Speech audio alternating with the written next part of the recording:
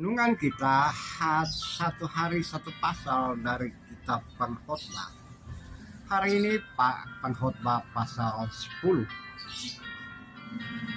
Jika pada pasal-pasal sebelumnya Pengkhotbah mengungkapkan tentang hikmat dan pentingnya hikmat, faedah yang hikmat, dan juga seseorang atau siapapun berproses untuk mendapatkan hikmat, dan juga di dalam pemahaman dan pengetahuan yang holistik tersebut, Pengkhotbah mengungkapkan bahwa jangan lupa tentang kesia-siaan. Segala sesuatu bisa sia-sia walaupun ada hikmat, walaupun ada pengetahuan, pemahaman, dan pengertian. Namun jika terjadi kekeliruan, kesalahan, penyimpangan, maka segala sesuatu yang merupakan hasil dari hikmat atau orasi dan narasi penuh hikmat, edukasi, dan advokasi, semua akan menjadi sia-sia, tak berguna. Dan di sini dalam pasal 10 Pengkhotbah mengungkapkan tentang kebodohan. Ya, di sisi lain dari hikmat, pengetahuan, pengertian, pemahaman adalah kebodohan. Kebodohan bisa mempengaruhi banyak hal, bisa mempengaruhi hikmat dan kehormatan, bahkan sikap dan perilaku hidup dan kehidupan pun bisa berdampak buruk akibat kebodohan.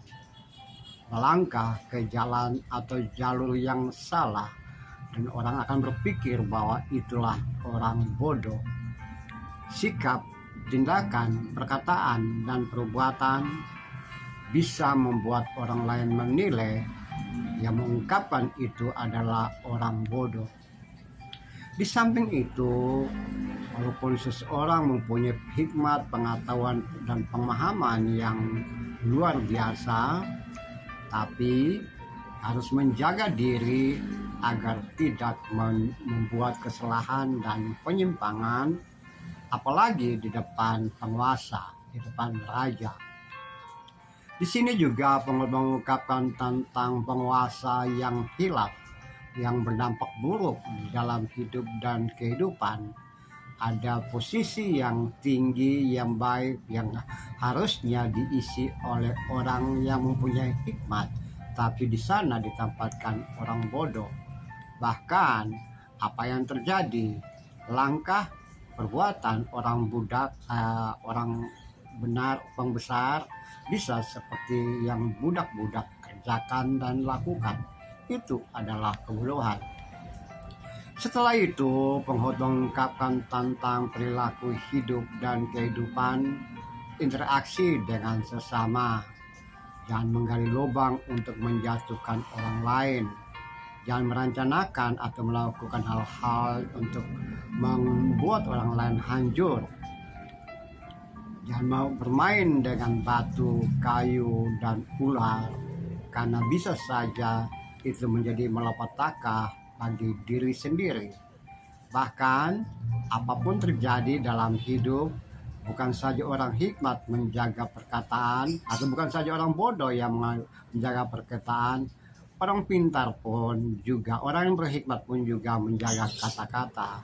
Karena bisa saja muncul awal perkataan itu adalah kebodohan, dan akhir dari kata-kata itu adalah mencelakakan, kebebalan, dan celakakan. Sehingga Pengkhotbah menekankan bahwa jangan banyak bicara, karena banyak bicara bisa menghancurkan diri sendiri. Saudara-saudara yang kekasih, saudara-saudara dalam Tuhan, saudara-saudara dalam kemanusiaan, hidup dan kehidupan kekinian pun bisa saja seperti apa yang diungkapkan oleh Pengkhotbah.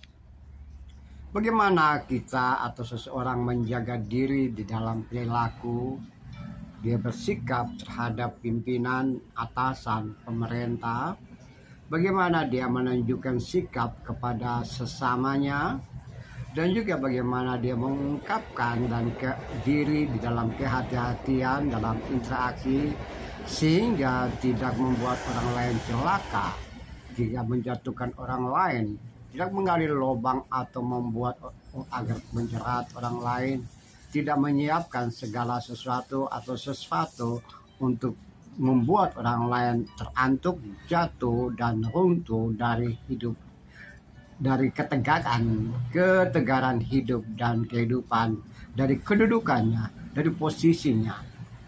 Saudara-saudara, dalam kemanusiaan, dalam konteks itu pula, saudara dan saya harus belajar dan memahami dengan baik apapun yang ada di dalam hidup dan kehidupan, kepintaran, pemahaman, dan hikmat, atau segala sesuatu yang bisa kita raih dari proses belajar kita, mengajar kita secara otodidak ataupun formal, bisa saja itu menjadi sesuatu yang sia-sia jika ada hal-hal yang menyimpang, ada kekeliruan, hilaf, dan juga ada ketidaksanggupan untuk menjaga diri, menahan diri dari bersikap, bertindak di dalam, dan juga di dalam mengucapkan kata dan kata-kata di dalam hidup dan kehidupan. Saudara-saudara, jangan membuat kita menjadi jatuh terluka karena kayu dan batu yang kita pegang sendiri, atau jangan menjadikan kita jatuh ke dalam lubang yang kita gali sendiri. Dan juga kita harus memperhatikan bagaimana ucapan kita, kelakuan kita, norma kita, akhlak kita, perilaku kita di dalam hidup dan kehidupan, sehingga orang tidak mengatakan kepada kita itu dia adalah orang bodoh yang melangkah ke sana dan kemari tanpa berbuat apa-apa. So, memahami kepintaran, memahami kebodohan itu juga penting agar kita tidak terjerumus dalam hal-hal yang bisa kita kerjakan dan lakukan dan ucapkan karena ucapan kesalahan dan kebodohan kita sendiri, melainkan kita menjaga diri sesuai dengan maunya Tuhan dalam hidup dan kehidupan. Itu yang penting, sehingga kita tidak pahami dengan baik bukan saja hikmat yang menguntungkan dan mendatangkan berkat dan keberhasilan untuk kita, tapi kita juga pahami bahwa ada kebodohan, kekeliruan, dan hal-hal yang lain yang bisa menjatuhkan hidup dan kehidupan kita. Terpujilah Tuhan, terpujilah Kristus. Haleluya. Amin.